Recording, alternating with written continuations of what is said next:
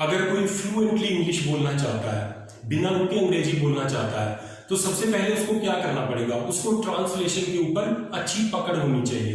आज की इस वीडियो में हम कुछ हिंदी के सेंटेंसेस को इंग्लिश में कैसे ट्रांसलेट किया जाता है ये जानेंगे। इससे पहले भी मैंने एक वीडियो बनाई है जिसमें हेल्पिंग वर्ब्स को ट्रांसलेशन के लिए कैसे प्रयोग किया जाता है, उसमें मैंने बताया था।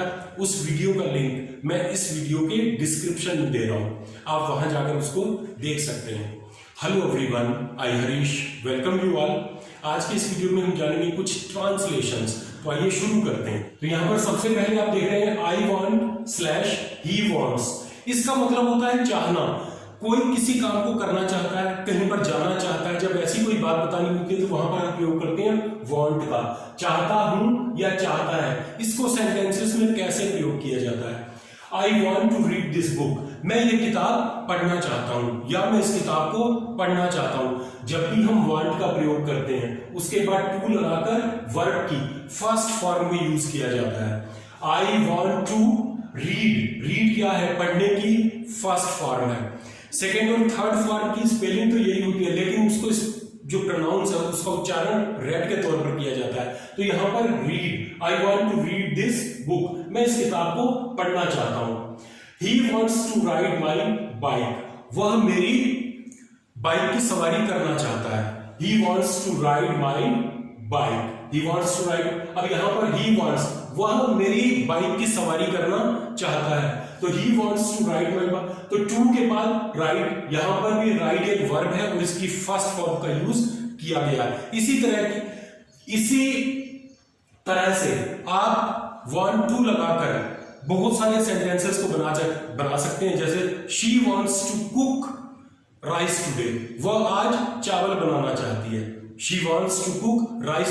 तो ऐसे ही प्रैक्टिस करके आप इसी स्ट्रक्चर पर बहुत सारे सेंटेंसेस खुद भी बना सकते हैं। प्रैक्टिस कीजिए, आप सेंटेंसेस बनाने लगेंगे और जो सेंटेंस आप बनाते हैं फिर उनको बोलने की प्रैक्टिस कीजिए।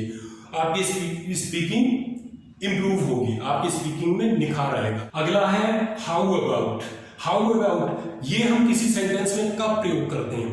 जब हमें किसी की कोई राय या मशवरे की जरूरत पड़ती है, हम किसी की राय जानना चाहते हैं, मशवरा जानना चाहते हैं, तो हम अपने सेंटेंस में प्रयोग करते हैं हाउ अबाउट का।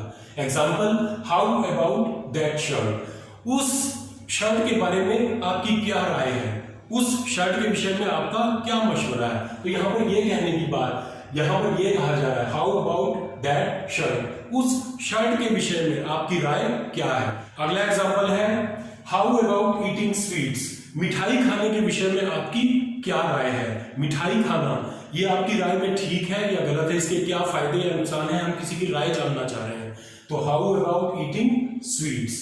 अगला यूज है हाउ टू का। सेंटेंसेस में हाउ टू का जब यूज किया जाता है तो वहां पर इसका अर्थ आता है जानना या आना।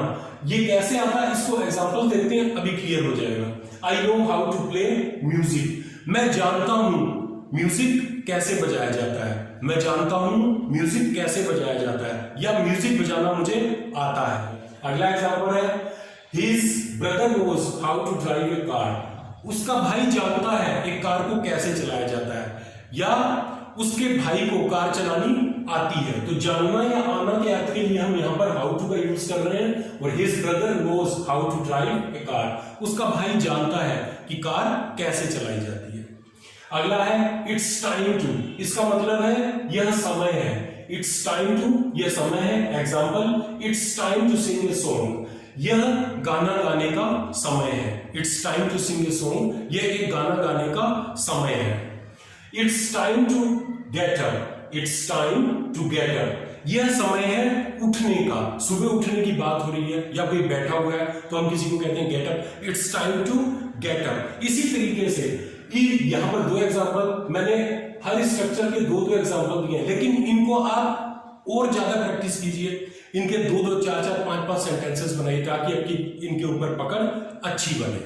प्रैक्टिस में आप और बना सकते हैं, ऐसा it's time to sing a song जैसे यहां पर लिखा हुआ है, आप और बना सकते हैं it's time to go to school, it's time to start study, ये पढ़ाई शुरू करने का समय है, ये स्कूल जाने का समय है। तो इसी तरह से आप बहुत सारे सेंटेंसेस खुद से बनाकर उसकी प्रैक्टिस कर सकते हैं और उसको बोलने की प्रैक्टिस कीजिए, ज्यादा से ज्यादा इसको बोलने की प्रैक्टिस कीजिए ट्रांसलेट करने के बाद, ताकि आपकी स्पीकिंग मजबूत हो, स्पीकिंग पे आपको पकड़ बने।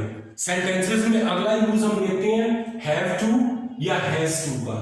कई सेंटेंसेस हम देखते हैं जिसमें हैव टू या हैज टू का प्रयोग किया जाता है। इसका हिंदी में क्या अर्थ होता है? इसके हिंदी में अर्थ होता है अवश्य, किसी काम को जरूर करना, अवश्य करना। Example, you have to come here, तुम्हें यहां पर अवश्य आना है, तुम्हें यहां पर जरूर आना है। यहां पर अवश्य जरूरत बताई जा रही है। You have to come here, तुम्हें यहां पर जरूर आना है।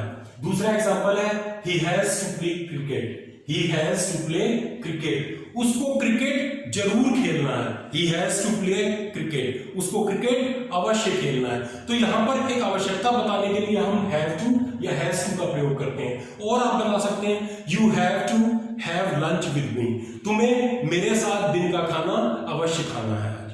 You have to be there, तुम्हें वहां पर जरूर होना चाहिए, तुम्हें वहां पर जरूर होना है या तुम्हें वहां पर अवश्य होना है।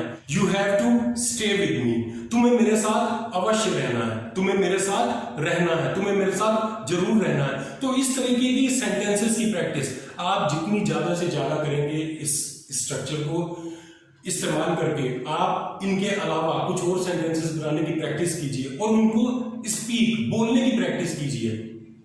जितना आप प्रैक्टिस करेंगे और बोलने की प्रैक्टिस करेंगे, आपकी इंग्लिश स्पीकिंग स्ट्रॉन्ग होती जाएगी, आप फ्लुएंटली इंग्लिश बोल पाएंगे। आई होप ट्रांसलेशन और स्ट्रक्चर के ऊपर ये जानकारी आपको पसंद आई होगी। जानकारी पसंद आई हो तो इस वीडियो को लाइक कीजिए, इस चैनल को सब्सक्राइब कीजिए और इस चैनल की सारी वीडियोस को शेयर कीजिए अपने फ्रेंड्स और रिलेटिव्स के साथ।